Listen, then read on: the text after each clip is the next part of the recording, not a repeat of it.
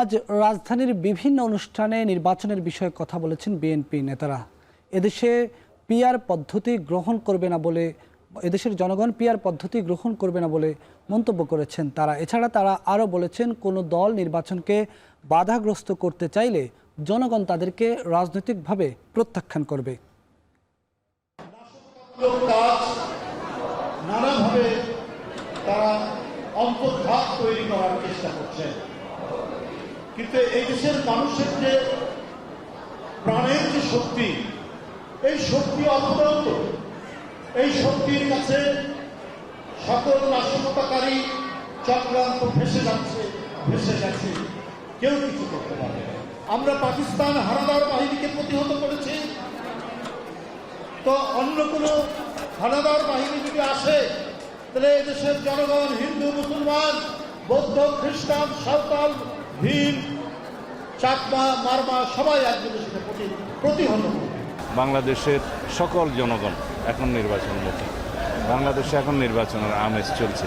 এই অবস্থায় কোনো দল যদি বিভ্রান্তি সৃষ্টি করে, নির্বাচনের পথে বাধা সৃষ্টি করে, জনগণ তাদেরকে চিহ্নিত করবে এবং রাজনৈতিকভাবে তাদেরকে প্রত্যাখ্যান করার সম্ভাবনা আছে। পিআর পদ্ধতি হচ্ছে একটা পার্মানেন্ট রেস্টলেসনেস পদ্ধতি এবং কোনো স্থায়ী সরকার ব্যবস্থা প্রতিষ্ঠিত হয় না সুষ্ঠু প্রক্রিয়ায়। কখনো মেজরিটির ভিত্তিতে সরকার গঠন করা সম্ভব হয় না, একটি ঝুলন্ত পার্লামেন্ট থাকে।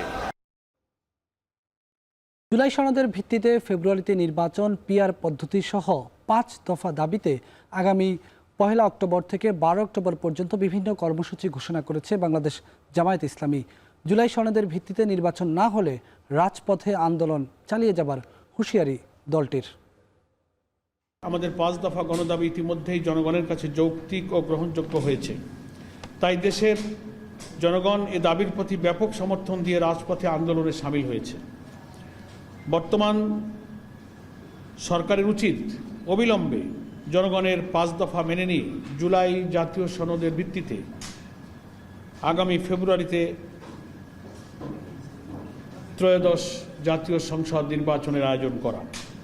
আর আওয়ামী লীগের যেহেতু আপনারা জানেন গণমাধ্যম কর্মী হিসেবে যে এই নির্বাচনে অংশগ্রহণের সুযোগ তো তাদের নেই।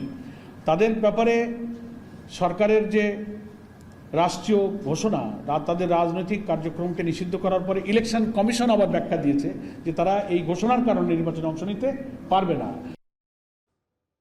আলাদাভাবে প্রায় একই রকম কর্মসূচি দিয়েছে ইসলামী আন্দোলন বাংলাদেশ। এই বিষয়ে আজ সকালে সংবাদ সম্মেলন করেছেন দলটির মহাসচিব অধ্যক্ষ ইউনুস আহমদ।